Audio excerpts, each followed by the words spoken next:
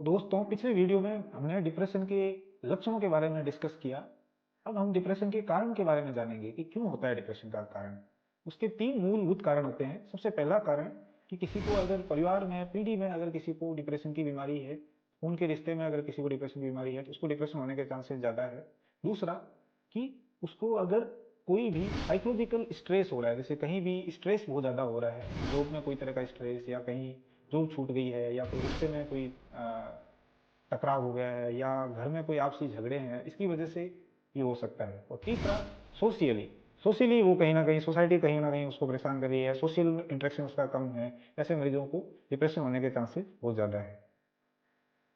अब बात आती है आगे इसके इलाज के बारे में। तो इसका इलाज है वो दो तरीके से किया जाता है।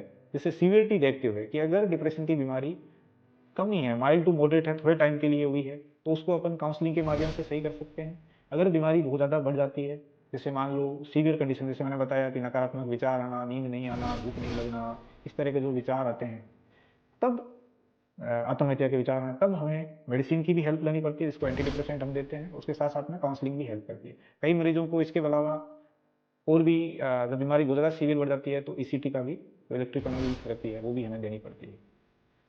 Thank you.